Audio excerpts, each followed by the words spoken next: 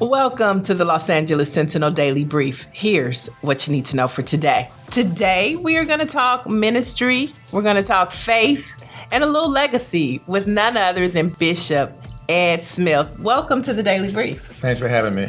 We're happy to have you. And so a lot of people know you as the pastor of Zoe Christian Fellowship. Mm-hmm. Now it's Zoe Center. Yes, ma'am. You've dropped the Christian.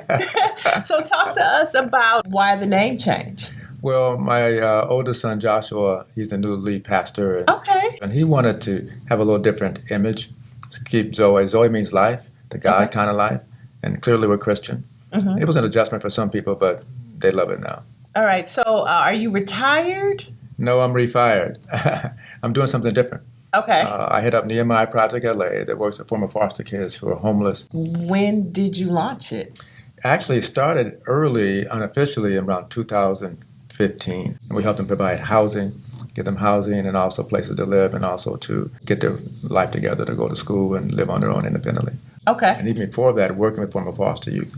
What I began to realize as a pastor, I was working with these young adults, and I realized that they were in foster care. They just had needs. Help them buy a car, help them with tuition, help them with a laptop. Finally, I said, look, I don't mind helping you, but where are your parents at? They said in unison, we don't have any parents. We grew up in foster care. See, it wasn't on my radar as a pastor. I just didn't see it. So you're helping those who are in adolescent foster care, because a lot of times they say those are the hardest to place. Yeah, they're out of foster care. They're aged out. Oh, they're out. So you're helping the aged out. Yes, ma'am. Got it. Okay. Yeah, and that's the hardest challenge because, first of all, is locating them. We have staff that walks the street looking for these young people that are homeless. And some of them are older because they've been out there in the street struggling for a long time. It's a crisis among African-American children and youth. And so we're about helping address that and solve that problem. Why did you choose the name Nehemiah? Good question. Well, the Lord put it in my heart, first of all. But Nehemiah rebuilt the walls of Jerusalem. People were very vulnerable and taken advantage of. And people didn't like them, took advantage of them. And Nehemiah rebuilt the walls, but he also rebuilt the lives of people. Mm-hmm. And that's what Nehemiah's heart is, about becoming a fabric family. And so Nehemiah is about providing a family environment for them. Even when they get on their own, we still connect with them. Because why? They got to buy a house one day.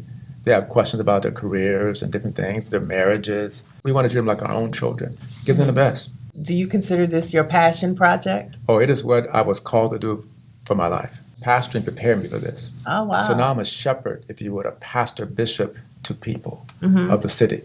And literally, that's where it is. We have people that are in different areas of LA we work with, and we help them. They call our office, they call other team members, they call me. Why? They said, Bishop, what do I do about this? Right. And then oftentimes in communication, like in text, I'll put Bishop Ed in parentheses, Dad. Nehemiah Project LA. How can we learn more about it? They can go to our website, first of all, nehemiahprojectla.org. Okay. LA is the epicenter of where foster children, the numbers are great here. And Black children are disproportionately represented in foster care. White families come get their kids. Mm-hmm. Latinos do a better job, come getting their kids. Black kids, our families don't come get us. Got it. And that's a problem. Do you think that the churches do enough outreach outside the four walls to service the communities that they're in? Overall, churches could do a much better job in this area. Having regular communication, regular engagement in the community is a challenge for some pastors. Because what happens, if they pastor with the model, get people to come here, that model alone may not be as effective. And if you're a very popular speaker and all that, you have a social media presence. But even then, they're not local people. And ministries that are churches that are in inner cities or even suburban areas where they're still struggling, we need to reach out to our people. Boots literally on the ground, knocking on doors and providing services, let them know what we're doing. We provide, every month, we provide at our church food that gives anybody who comes. Hundreds of people come. We have it in English and Spanish because people are in Spanish-speaking community. They needed help as well. So what happens is that we go beyond that. We connect with them. We help them get other resources, find out if they're homeless or there's a shelter to go to. Mm-hmm. But that's a lot of work. Right. And so it takes some staffing, volunteers, some resources, and some churches aren't bent that way. Like most pastors, churches are no bigger than 200 people in America. And most pastors are bivocational if they're not part of a major denomination. So it's a challenge. And I think that some have questioned whether they should continue to pastor or try to do it differently. Those that are able to do both, people come to church and reach a broader community. But ultimately, with our church, we thrived during the pandemic, and we worked it well with the with online streaming. But we wanted more people to come, and as we began to connect them more and feel like they were satisfied with what they're receiving, they start coming. But even still, there's a greater harvest outside our walls and within about a 3 or 4 or 5 mile radius of our churches. I love that there's a greater harvest outside the 4 walls of the church. Sister. Greater harvest. Right. And see, and that's where the best impact's going to be. Because people can realize you came to me and found me. Jesus, he's preaching in the synagogue, but 99% of his time was in the streets, in the marketplace where the people were, and talking to them and meeting with them. We're not training pastors to do that. Right. We're not training pastors to run nonprofit organizations and deal with social issues. We're not training pastors to develop and have grants and apply for grants and raise money outside the church for outreach efforts that change lives with homes and so forth. Many churches do that, but 95% of them do not.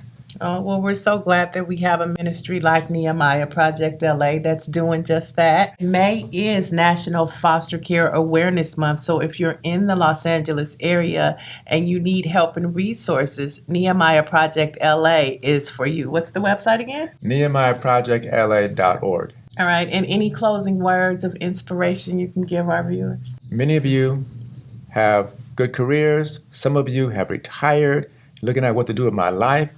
And many of you have something you can offer, a skill set, some resources. But for Nehemiah Project LA, you can help us by volunteering and also becoming a regular donor, donating to us.